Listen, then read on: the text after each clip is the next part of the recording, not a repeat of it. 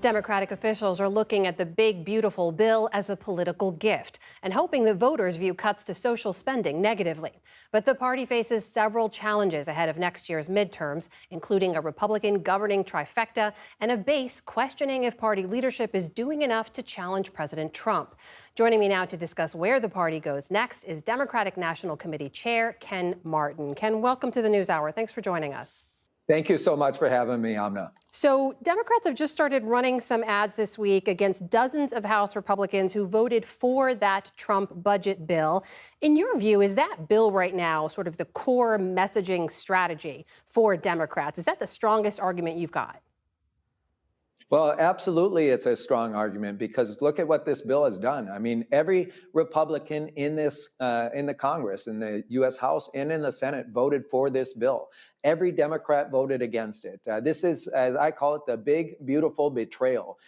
All Republicans, every single one of them, put their oath to Donald Trump ahead of the oath to their constituents that they were elected by. And as a result of this betrayal, this big, beautiful betrayal, they betrayed seniors where over a quarter of nursing homes around this country are going to close. They betrayed children. When we think about 4.2 million children in this country are going to lose nutritional assistance. They betrayed the disabled when 17 million Americans are going to be kicked off of their health insurance. They betrayed rural communities with over 300 rural hospitals likely to close now. They betrayed hardworking Americans. 1.75 million construction jobs alone are going to be lost because of this bill. And at the end of the day, they did all of that to actually help those in our communities who already have so much, the billionaires, the rich, the people who don't need a tax break. So look, absolutely, this is a gift. It's a gift to the Democratic Party, but it's not a gift to the American people who are going to suffer immensely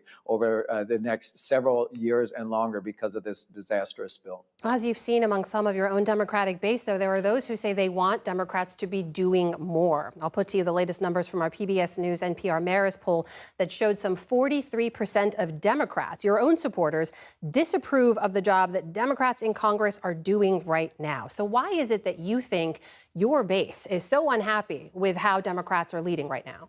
Well, there's rightfully so. There's a lot of anxiety out there with what they've seen from this administration so far is they're going down in a very aggressive manner to dismantle this country. What we've seen is And if I may, to be clear, this is a disapproval of Democrats in Congress, not about the Trump administration. I understand that, but people are concerned of what they're seeing right now in this country.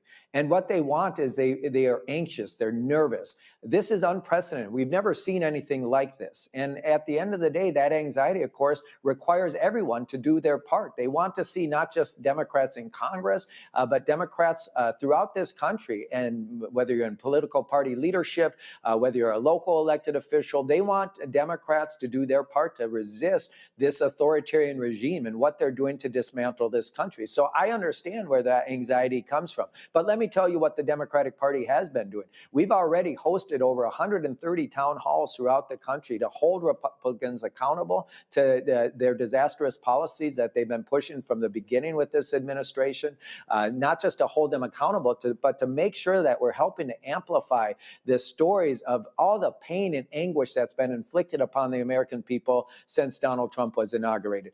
But Ken, a lot of the frustration, even at those town halls, as you mentioned, that we've seen has been from Democrats who want to see Democrats do more than just message and hold conversational spaces. They want to see you doing the kinds of things that Cory Booker did with a record floor speech, or Hakeem Jeffries did, or Senator Padilla did, and confronting the DHS secretary. They want to see you get caught trying, so to speak. Why not do more of that?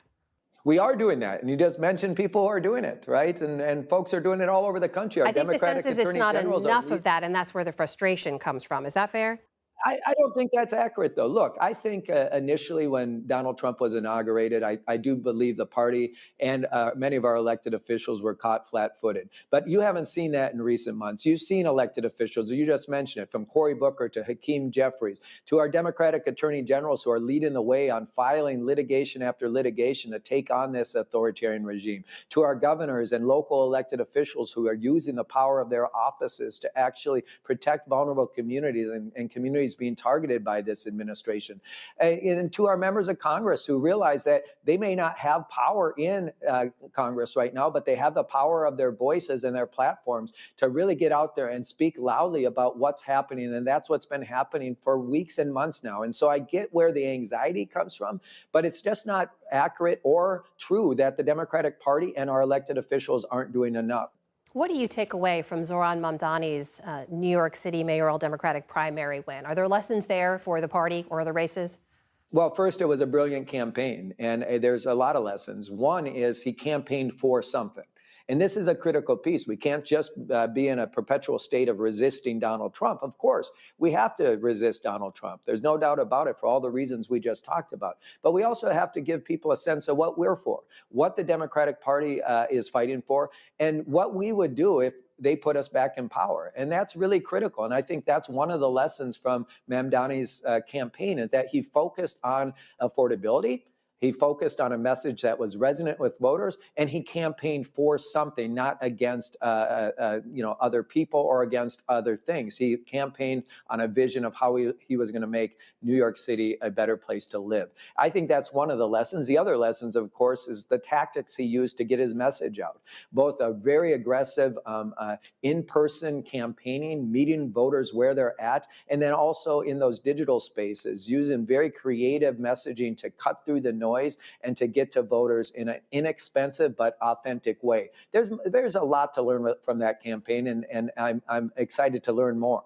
What about concerns from some of your Jewish colleagues in particular about him not outright condemning the phrase globalize the intifada in a recent interview? Some of your Jewish colleagues have said that that could be very disturbing, potentially dangerous. Do you agree with that? You know, there's no candidate in this party that I agree 100% of the time with, to be honest with you. There's things that I don't agree with Mamdani that he said. But at the end of the day, I always believe, as a Democratic Party chair in Minnesota for the last 14 years, and now the chair of the DNC, that you win through addition. You win by bringing people into your coalition.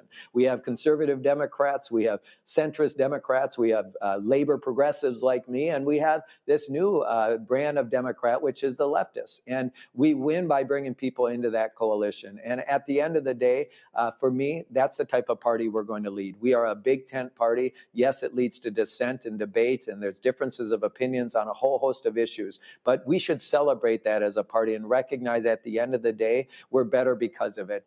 That is the chair of the Democratic National Committee, Ken Martin, joining us tonight. Ken, thank you so much for your time. Good to speak with you. Thank you, Amna.